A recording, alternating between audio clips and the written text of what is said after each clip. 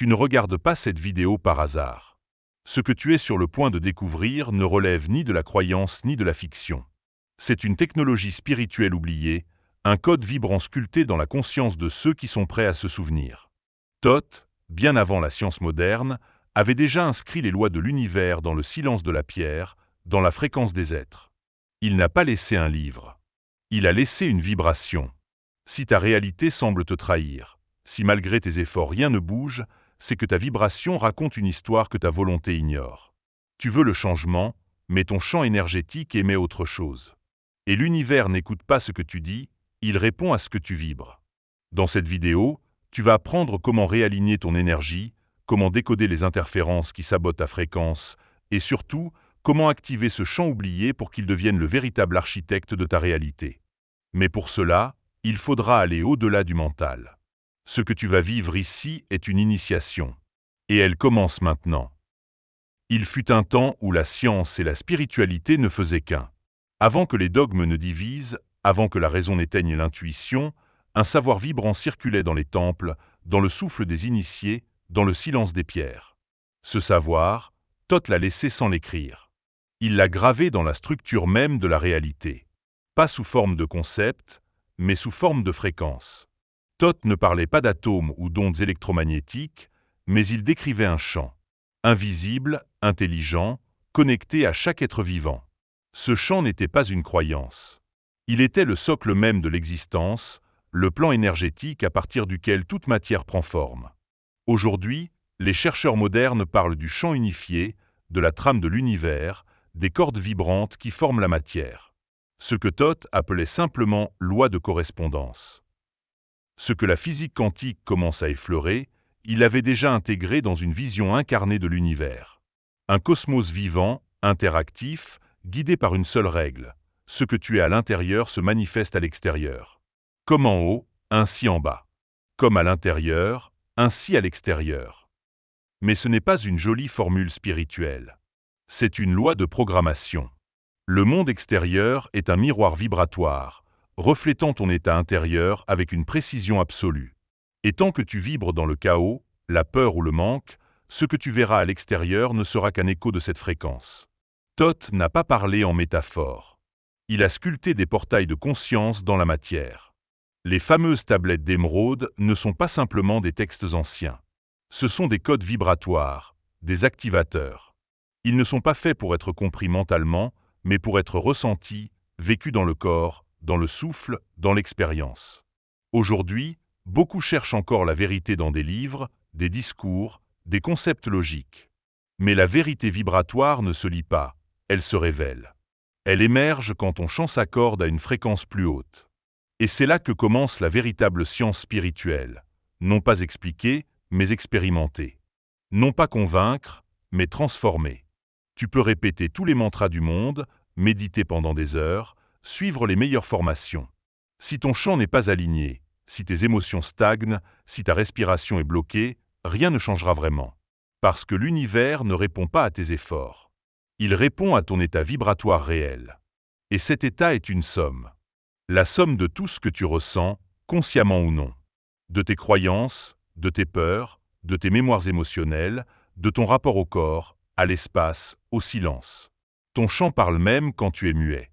Et Thoth avait compris cela, que le corps est l'antenne, que la respiration est le code d'accès, que l'émotion est la matière première de l'alchimie.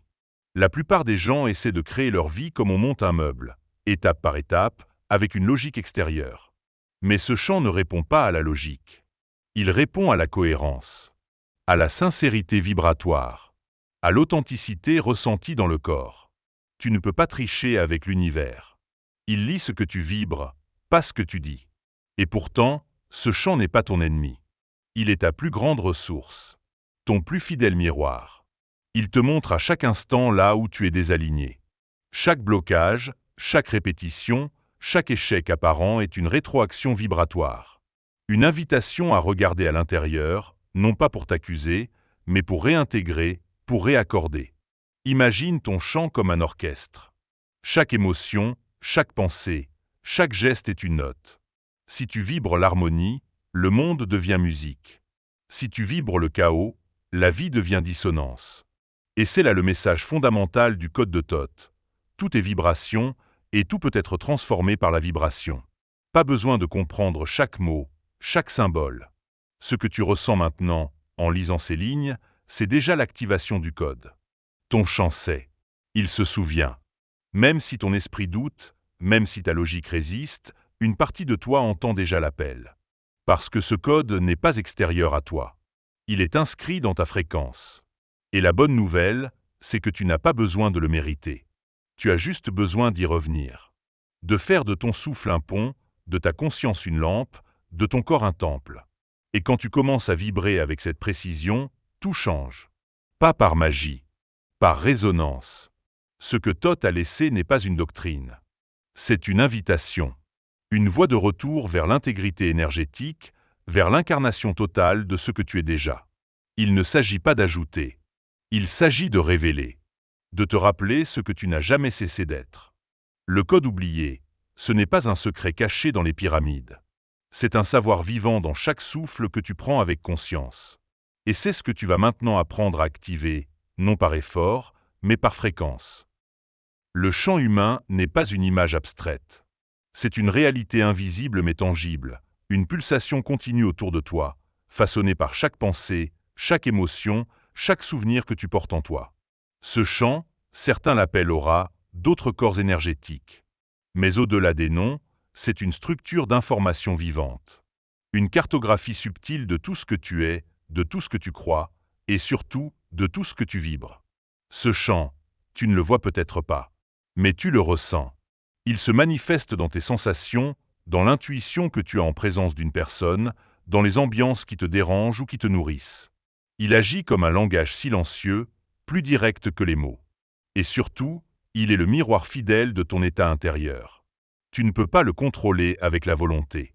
Tu ne peux pas le maquiller avec des affirmations. Car ce champ est d'une honnêteté radicale. Il reflète ce qui est réel en toi, pas ce que tu prétends être. Si tu vibres la peur, même silencieusement, ton champ l'amplifie. Si tu vibres la paix, sans rien dire, le monde l'entend. Le drame, c'est que la plupart des gens vivent déconnectés de ce champ. Ils vivent dans leur mental, dans des schémas automatiques, dans des tensions accumulées. Leur champ devient alors chaotique, fragmenté, décalé. Et ils s'étonnent que leur réalité soit confuse, répétitive, bloquée. Mais ce n'est pas un hasard. C'est une résonance. Ta réalité ne ment pas.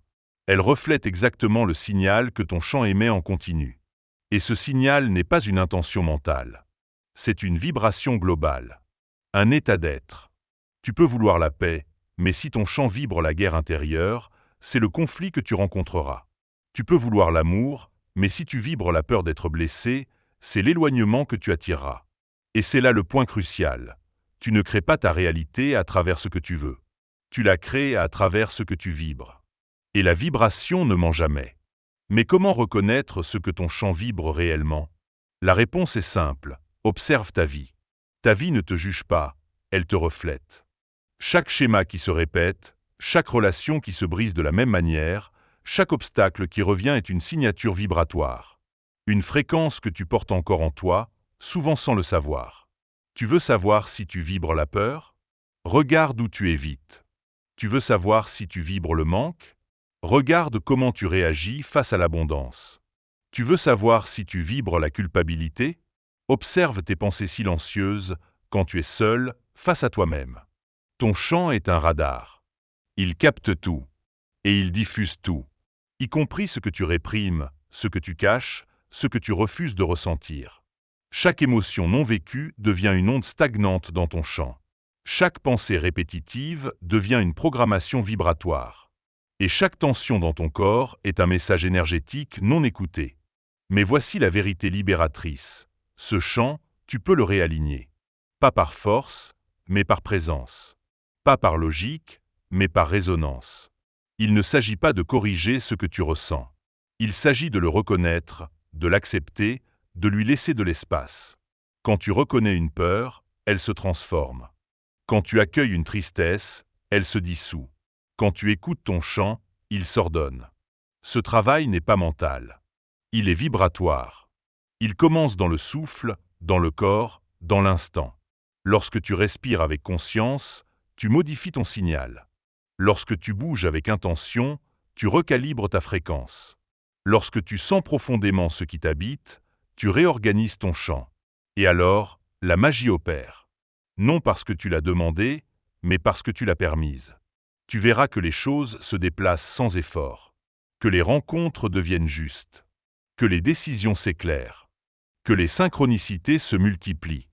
Non pas parce que tu les contrôles, mais parce que tu es en cohérence. Ce champ est ta boussole. Et plus tu vis en cohérence avec lui, plus tu deviens magnétique. Non pas dans le sens séducteur du terme, mais dans le sens fondamental. Tu attires ce qui vibre avec toi. Tu repousses ce qui ne résonne plus. Tu deviens l'architecte silencieux d'une réalité alignée. Mais attention, ce champ ne s'aligne pas avec des intentions mentales. Il s'aligne avec la vérité. Et cette vérité demande parfois du courage. Le courage de sentir ce que tu as évité depuis des années. Le courage de t'écouter dans le silence. Le courage de t'aimer là où tu te rejetais. Ton chant est sacré. C'est l'extension vibratoire de ton âme. Et il attend depuis toujours que tu t'y reconnectes, non pas avec peur, mais avec responsabilité. Non pas pour contrôler, mais pour co-créer. Tu n'as pas besoin d'être parfait. Tu as besoin d'être vrai. Tu as besoin d'habiter ton corps, d'écouter ta respiration, d'accueillir ton émotion. Le chant ne demande pas des performances. Il demande ta présence. Et plus tu le fais, plus la vie devient fluide. Moins de résistance, plus de cohérence. Moins d'efforts, plus de précision. Moins de peur, plus de clarté. Le chant humain n'est pas un mystère. C'est ta vérité vibratoire. Et aujourd'hui, tu peux choisir de l'écouter, de le purifier, de le nourrir. Non pas pour devenir quelqu'un d'autre, mais pour redevenir ce que tu es vraiment, un être cohérent, vibrant, puissant. Tu peux méditer, réciter des affirmations, suivre les meilleurs enseignements spirituels. Mais si ton champ est fracturé, rien ne changera profondément. Et ce n'est pas une punition cosmique. C'est une loi de cohérence. Le champ énergétique est comme un miroir intelligent. Il ne reflète pas ce que tu veux, il reflète ce que tu es. Et parfois, ce que tu es divisé, contradictoire, fragmenté. Tu veux évoluer, mais une partie de toi s'accroche au passé. Tu veux aimer, mais ton cœur est barricadé par d'anciennes blessures. Tu veux vibrer haut, mais ton corps est tendu par la peur, le doute ou la culpabilité. C'est cela, une fracture du champ. Une dissonance intérieure qui brouille le signal que tu émets. Le problème, c'est que la majorité des gens ignorent même l'existence de ces fractures. On leur a appris à rationaliser, à analyser, à poser des objectifs, mais jamais à sentir ce qui, en eux, résiste. On leur a appris à se battre contre la réalité au lieu d'écouter ce qu'elle révèle de leur propre fréquence. Et cette ignorance n'est pas anodine. Elle perpétue les cycles. Car chaque fracture énergétique agit comme une distorsion. Tu peux envoyer une intention claire, mais si ton champ est traversé par des peurs non résolues, cette intention sera déformée. Comme un message crié à travers un brouillard dense. Et ce brouillard, ce sont tes blessures non intégrées, tes émotions non digérées, tes vérités non exprimées. Prenons un exemple simple. Tu dis vouloir une relation profonde, mais ton champ vibre encore la peur de l'abandon. Que va-t-il se passer ? Tu attireras une personne qui active cette peur. Pas parce que l'univers est cruel, mais parce qu'il est précis. Il ne te donne pas ce que tu désires. Il te montre ce que tu vibres. Et tant que cette fracture est là, tu revivras le même scénario, sous des formes différentes. Changement d'apparence, même fréquence. Tu veux manifester l'abondance, mais tu vibres encore la peur du manque. Tu recevras des opportunités que tu repousseras inconsciemment, ou que tu saboteras, ou qui disparaîtront aussi vite qu'elles sont venues. Non pas parce que tu n'es pas digne, mais parce que ton champ émet deux signaux opposés. Je veux, mais j'ai peur. Cette dissonance énergétique est la source de la stagnation. Et plus tu insistes mentalement, plus le champ se referme. Parce que tu nourris le contrôle et non la cohérence. Mais comment ces fractures se forment-elles ? Souvent, dès l'enfance. Chaque fois que tu as dû te taire pour être aimé. Chaque fois que tu t'es retenu de pleurer pour ne pas déranger. Chaque fois que tu as avalé une colère, une tristesse, une injustice, une fracture s'est créée. Et à force de répéter cela, Ton champ s'est organisé autour de la protection, pas de l'expression. Tu as appris à t'adapter, à te contenir, à survivre. Mais cette survie énergétique est devenue une prison. Une cage invisible qui te maintient dans des cycles que tu ne comprends pas. Et tant que tu ne reconnais pas ces fractures, elles dictent ta vie. Elles créent des tensions chroniques, des réactions automatiques, des sabotages silencieux. Elles te font croire que tu avances, alors qu'en réalité, tu tournes en rond dans une boucle vibratoire. Le corps te le montre. Cette boule dans le ventre avant de parler en public. Cette tension dans la gorge quand tu veux dire ce que tu ressens. Cette fatigue inexpliquée quand tu veux créer. Tout cela, ce sont des indices. Des alarmes vibratoires. Des appels à réparer. Et la réparation ne se fait pas en forçant. Elle se fait en écoutant, en sentant, en acceptant de t'asseoir avec ce qui est inconfortable. Pas pour l'éliminer, mais pour le rencontrer. Car chaque fracture contient une vérité. Un fragment de toi qui attend d'être intégré. Un souvenir, une émotion, une croyance qui n'a pas été vue avec assez de douceur. C'est cela, l'auto-sabotage. Ce n'est pas toi qui te détruis. C'est une partie de toi qui a appris à se protéger ainsi. Par peur, par habitude, par loyauté invisible à une douleur ancienne. Et cette partie n'a pas besoin d'être rejetée. Elle a besoin d'être reconnue, aimée, honorée. Plus tu la repousses, plus elle résiste. Plus tu l'ignores, plus elle se renforce. Mais si tu l'écoutes, si tu la prends dans ta présence, elle commence à se dissoudre. Le champ se réorganise. Et tu retrouves ton pouvoir. Tu ne peux pas changer ta vibration en surface. Tu dois plonger dans ses racines. Cela demande du courage, oui. Mais ce n'est pas un combat. C'est une réconciliation. Avec ce que tu as été. Avec ce que tu portes encore. Avec ce que tu n'as jamais osé ressentir. Et quand tu le fais, quelque chose de subtil change. Tu ne réagis plus comme avant. Tu ne répètes plus les mêmes scénarios. Tu n'as plus besoin de te protéger. Parce que le champ, enfin, devient unifié. Et là, tout s'accélère. Parce qu'un champ cohérent est magnétique. Il attire avec précision. Il crée sans effort. Il répond à ton état intérieur avec une justesse troublante. Les fractures sont des appels. Ne les fuis pas. Ne les maquille pas. Reconnais-les. Respire avec elles. Et regarde ton champ devenir clair, stable, aligné. C'est là que commence le véritable changement. La prison la plus puissante n'est pas celle que tu vois. Ce n'est pas celle qui enferme ton corps, ni même celle que la société construit autour de toi. La prison la plus profonde est celle qui vibre en silence dans ton champ énergétique. Et le plus cruel, c'est que tu n'as pas conscience d'y être enfermé. Tu vis avec elle depuis l'enfance. Elle a pris racine dans des phrases que tu n'as pas comprises, mais que ton corps a enregistrées. Sois sage. Ce n'est pas pour toi. Tu rêves trop. À force de les entendre, tu les as intégrées. Pas comme des idées, mais comme des fréquences. Comme des murs invisibles. Cette prison n'a ni porte ni cadenas. Elle a des croyances, des loyautés, des mémoires héritées. Et chaque fois que tu veux en sortir, une partie de toi résiste. Tu veux t'exprimer, mais ta gorge se serre. Tu veux avancer, mais ton corps se fige. Tu veux vibrer haut, mais ton champ se contracte. Tu crois que c'est toi. Tu crois que c'est ta nature. Mais ce n'est qu'un conditionnement. Un signal vibratoire que tu as appris à émettre pour survivre, pour être accepté, pour ne pas déranger. Et tant que tu ignores ce signal, tu le répètes. Tu répètes des comportements, des choix, des relations. Non pas parce qu'ils sont justes, mais parce qu'ils sont familiers. Ils sont alignés avec la fréquence de la prison. Et tant que cette fréquence reste active, la réalité autour de toi s'organise pour la refléter. C'est pour cela que certains schémas semblent indestructibles. Tu changes de ville, de travail, de partenaire, mais la même douleur revient. Parce que ce n'est pas l'extérieur qui te retient. C'est le champ qui soutient la même vibration. Et ce champ ne change pas avec la volonté. Il change avec la conscience. La plupart des gens vivent dans une boucle sans fin. Ils croient qu'ils prennent des décisions, qu'ils font des choix libres. Mais en réalité, ils agissent à partir d'un programme vibratoire profond, inscrit bien avant leur premier souvenir conscient. Ce programme est souvent collectif. Il vient de la famille, de la culture, de l'histoire. Il est rempli de croyances sur ce qu'il est possible d'être, d'avoir, de ressentir. Et ces croyances, même si elles semblent dépassées mentalement, vibrent encore dans le champ. Tu veux savoir si tu es libre? Observe comment tu réagis quand tu es sur le point de te dépasser. Si une peur monte, un doute, une tension soudaine, c'est le signal.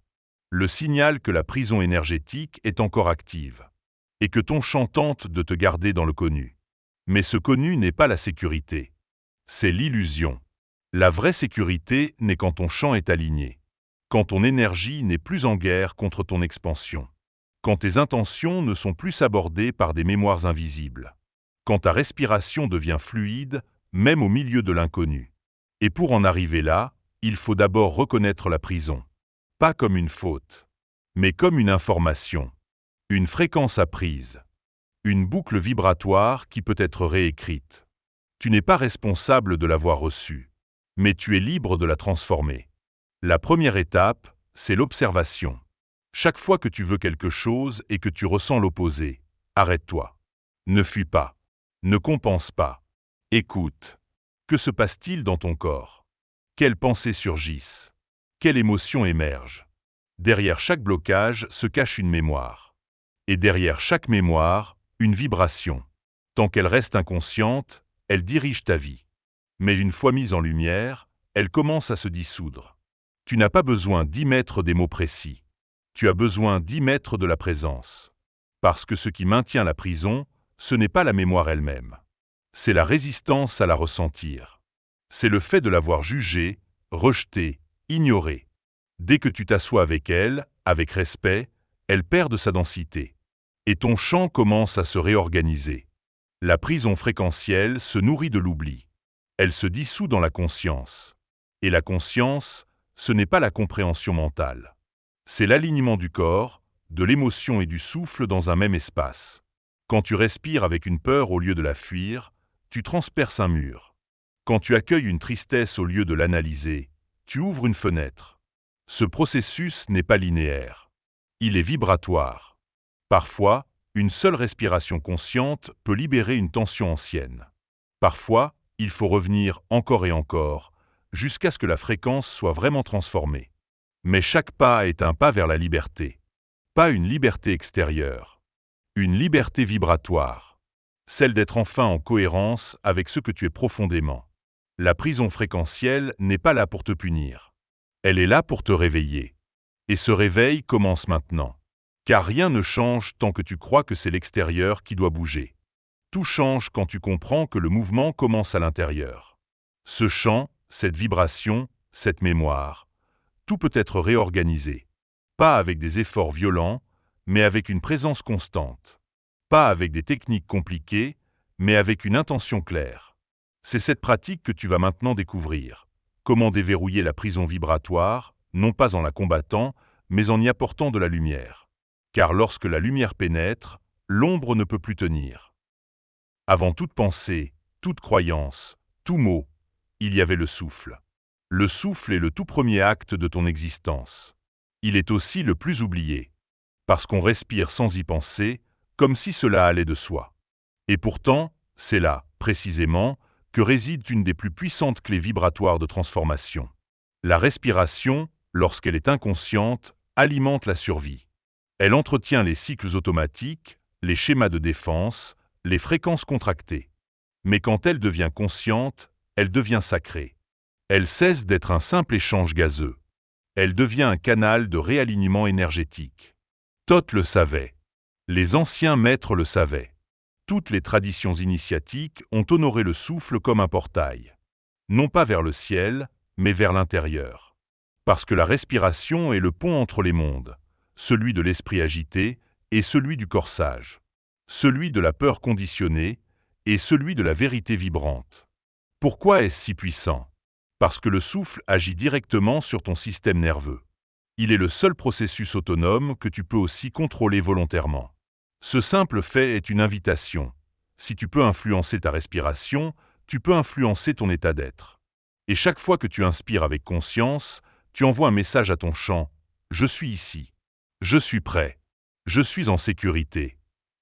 Ce message, répété, reprogramme ta vibration. Il ne s'agit pas de respirer mécaniquement. Il s'agit de respirer avec intention, avec présence, avec cœur. Lorsque tu inspires lentement, profondément, tu dilates l'espace intérieur. Tu permets à des tensions anciennes de remonter à la surface. Tu fais de la place pour l'émotion que tu refusais de sentir. Tu invites l'énergie stagnante à circuler. Et quand tu expires, tu libères. Tu allèges. Tu nettoies. Le souffle devient alors une alchimie. Il transforme. Il révèle. Il guide. Tu n'as pas besoin de techniques complexes. Juste d'un engagement sincère à revenir encore et encore à ce mouvement primordial. Inspire profondément, retiens quelques secondes, puis expire plus lentement. Et observe. Ressens. Écoute. La respiration devient ton rituel de nettoyage. Ton acte de réconciliation. Ta pratique vibratoire quotidienne.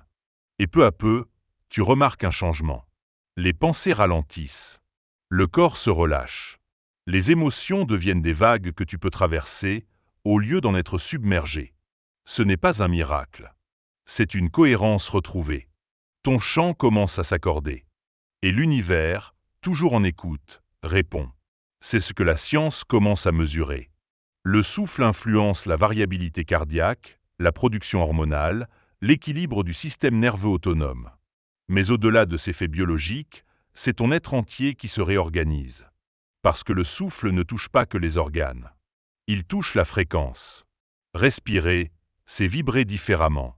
Mais attention, la respiration consciente n'est pas un moyen de fuir.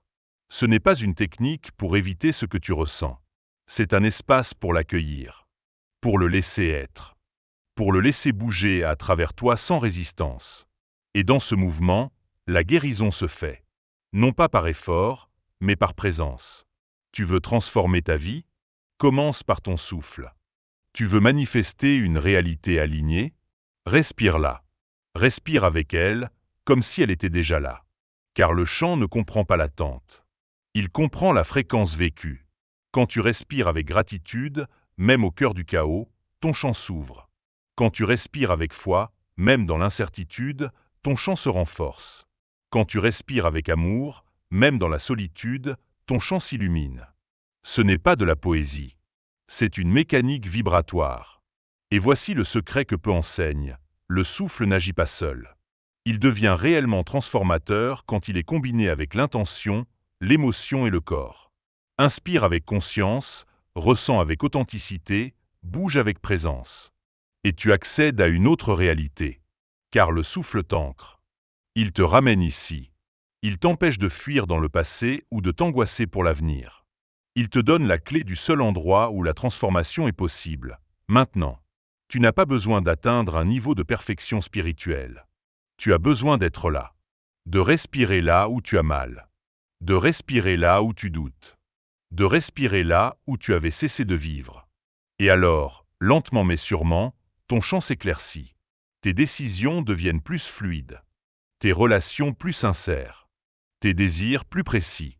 Non parce que tu as trouvé un nouveau dogme, mais parce que tu es redevenu ton propre centre vibratoire. Todd disait, le souffle est le code qui réveille la mémoire divine. Et c'est cela, l'essence du souffle sacré. Il ne change pas le monde extérieur. Il change ton rapport à lui. Il te sort de la survie et t'ancre dans la création. C'est pourquoi, dès maintenant, commence. Ferme les yeux. Inspire lentement. Expire plus longuement. Et sens. Sens ton chant qui se réorganise.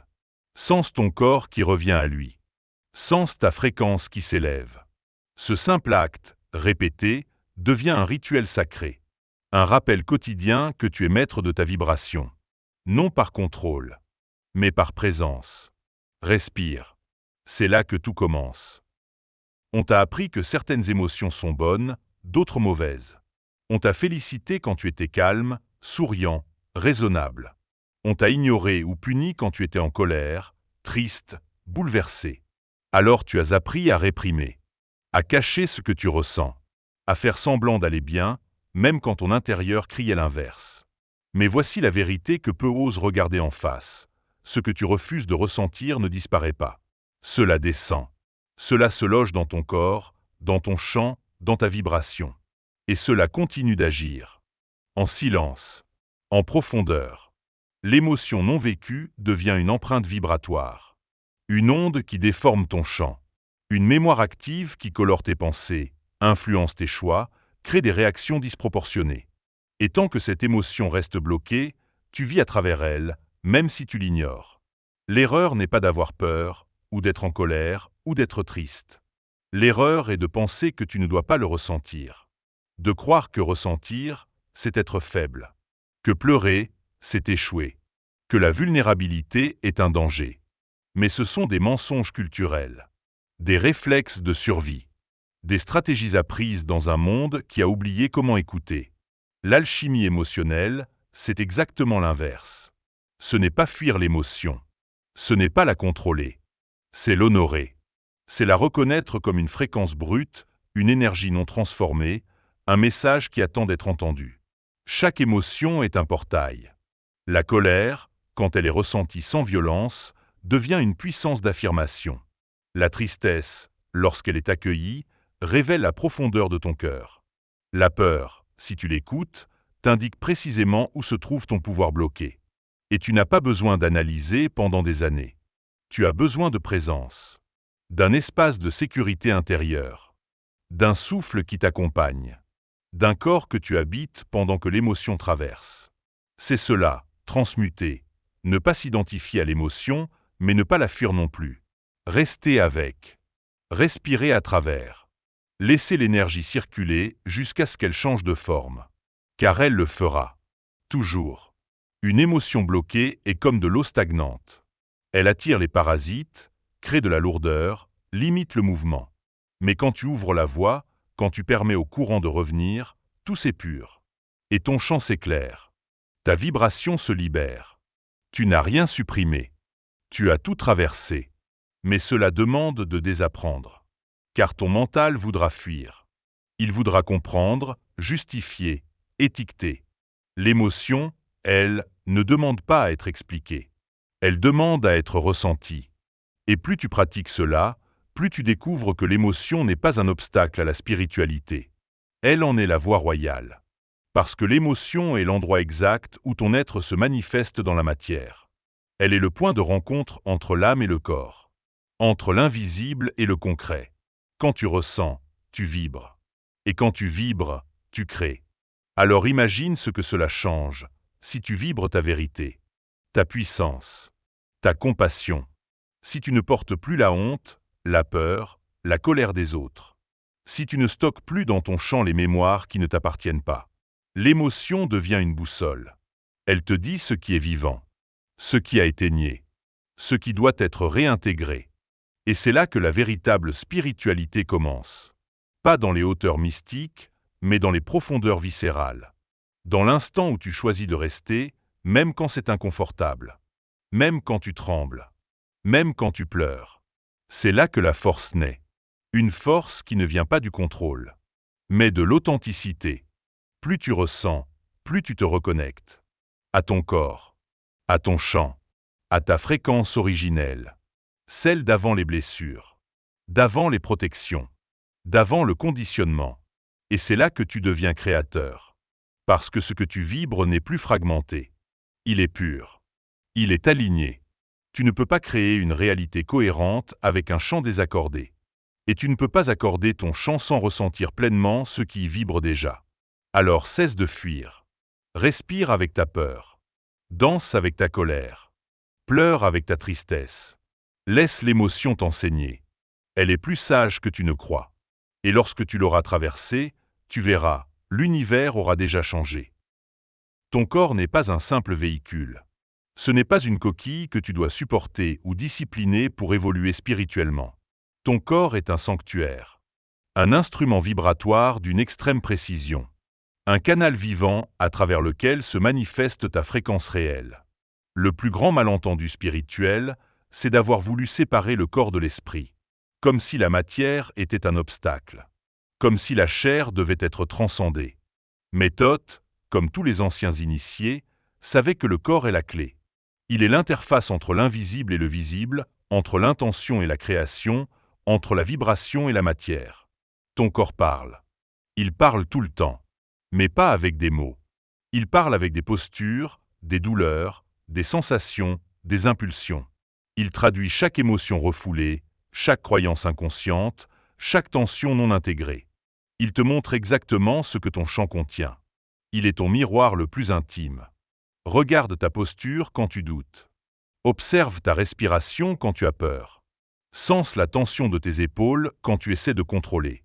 Chaque geste, chaque réaction physique est une signature énergétique. Et tant que tu n'habites pas ton corps, tu restes déconnecté de ta propre fréquence. Habiter son corps, c'est un acte sacré. C'est décider de revenir là où tout commence. De ne plus fuir vers le mental, ni s'envoler dans des sphères ésotériques. Mais de plonger ici, maintenant, dans la chair, dans le souffle, dans les sensations. Ce n'est pas toujours confortable. Car le corps garde tout. Il garde les mémoires anciennes, les douleurs passées, les peurs ancestrales. Mais c'est justement là que la transmutation commence. Quand tu acceptes d'écouter, sans jugement. Quand tu donnes la parole à tes muscles, à ton ventre, à ta poitrine. Le corps ne ment jamais. Même quand tu dis « ça va », il révèle si c'est vrai. Même quand tu affiches un sourire, il montre si ton chant est contracté. Et plus tu lui permets de s'exprimer, plus ton chant devient cohérent.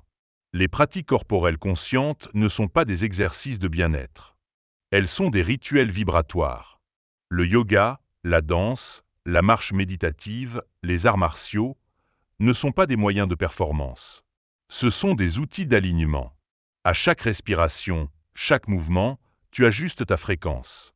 Quand tu marches avec présence, tu réinformes le sol. Quand tu danses librement, tu libères des zones d'ombre. Quand tu poses les pieds avec conscience, tu ancres ton énergie. Ce n'est pas symbolique. C'est physique. Vibratoire. Réel. Ton chant répond à ton corps. Si ton corps est fermé, ton chant se contracte. Si ton corps est fluide, ton chant s'ouvre.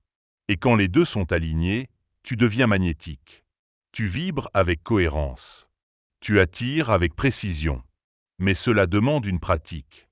Une régularité. Une intimité retrouvée avec ton propre temple. Ce n'est pas une question de souplesse, ni de technique. C'est une question de présence. Peu importe comment tu bouges. Ce qui compte, c'est comment tu habites ce mouvement. Est-ce que tu es là? Est-ce que tu ressens? Est-ce que tu respires vraiment? Et surtout, est-ce que tu honores ce que ton corps exprime? Ou est-ce que tu le corriges, le forces, l'ignores? Le corps n'est pas un obstacle à ta spiritualité. Il est le terrain même de ton éveil. C'est là que tout se joue. C'est là que l'énergie descend, que la vibration s'incarne, que la réalité se manifeste. Si tu veux créer un changement durable, tu dois impliquer ton corps. Tu dois danser la guérison, respirer le changement, ancrer la vibration. Chaque tension libérée dans le corps est une couche de ton chant qui se clarifie. Chaque mouvement sincère est un ajustement énergétique. Chaque soupir profond est une mémoire qui s'en va. Et plus tu pratiques, plus ton corps devient un allié. Il ne t'envoie plus des signaux de survie, mais des élans de création. Il ne répète plus les anciens schémas. Il ouvre la voie au nouveau. Tu sens alors une présence différente. Une stabilité douce. Une force tranquille. Tu n'as pas besoin de crier pour être entendu. Ton chant parle. Ton corps rayonne. Et le monde répond. Tu deviens un canal d'incarnation. Un pont entre les mondes. Parce que tu habites pleinement celui-ci. Tu n'as plus besoin de fuir le concret pour toucher l'essence. Tu la portes dans chaque pas, chaque souffle, chaque regard. Le corps conscient est un chant unifié. C'est la spiritualité incarnée. La vibration qui devient réalité. Et c'est là que tu redeviens créateur. Il est facile de vibrer haut pendant une méditation. Facile de se sentir inspiré après une révélation. Mais la vraie transformation commence dans le quotidien. Là où les automatismes reprennent le dessus, là où l'oubli revient en silence. C'est là que ton rôle d'architecte débute. Pas dans l'extraordinaire, mais dans l'ordinaire. Être l'architecte du réel, ce n'est pas contrôler chaque détail de ta vie. C'est maintenir une cohérence vibratoire dans tout ce que tu fais. Dans chaque pensée, chaque mot, chaque choix. C'est construire ta réalité comme une œuvre d'art invisible, mais parfaitement ressentie. Tu n'as pas besoin d'une vie parfaite. Tu as besoin d'une vibration stable. Et cette stabilité ne vient pas d'un extérieur maîtrisé. Elle vient d'un intérieur aligné. Quand ton champ est clair, même les imprévus deviennent des messages. Même les conflits deviennent des opportunités. Même le chaos devient une matière à sculpter. L'architecte ne fuit pas le monde. Il l'informe. Il ne cherche pas la perfection. Il cherche l'authenticité. Il ne réagit pas mécaniquement. Il choisit consciemment. Cela commence par l'attention. Où va ton énergie au réveil? Que ressens-tu avant de parler? Que portes-tu en silence dans ton corps? Chaque instant est une décision vibratoire. Et c'est là que la pratique devient fondamentale. Pas une pratique rigide, mais un art de vivre. Respirer avec conscience. Bouger avec intention. Parler avec clarté. Ralentir quand l'esprit s'agite. Écouter quand le cœur se ferme. L'architecte comprend que tout communique. L'état de ton lit, la façon dont tu marches, la manière dont tu entres dans une pièce, tout est signal. Et l'univers, en miroir fidèle, répond à ces signaux. Non pas à ton image publique, à ta fréquence réelle. Ce n'est pas un effort constant. C'est une discipline douce. Une présence qui s'installe, qui remplace le contrôle par l'attention. L'agitation par l'ancrage. L'attente par l'incarnation. Et quand cette présence devient naturelle, tu sens que quelque chose a basculé. Tu ne cherches plus à manifester des choses. Tu les nourris de l'intérieur. Tu ne forces plus les portes. Elles s'ouvrent quand tu vibres juste. Tu ne crains plus de perdre. Tu sais que ton champ attire ce qui te correspond vraiment. L'architecte vit dans l'invisible. Mais son impact est visible partout. Dans la paix qu'il dégage. Dans les décisions qu'il prend. Dans la cohérence qu'il incarne. Dans la façon dont il transforme l'espace autour de lui. Et cette capacité, tu l'as déjà. Ce n'est pas un don rare. C'est une mémoire qui se réactive. Une autorité intérieure qui se reconstruit. Pas en accumulant des techniques, mais en revenant encore et encore à la base. Respiration, présence, cohérence. Chaque matin, tu as le choix, réactiver ton ancien programme ou incarner ton nouveau champ. Ce choix ne se fait pas dans l'intellect. Il se fait dans le corps, dans le souffle, dans la vibration. Peut-être auras-tu besoin de rappel, de silence, de retrait momentané. L'architecte sait qu'il n'a rien à prouver.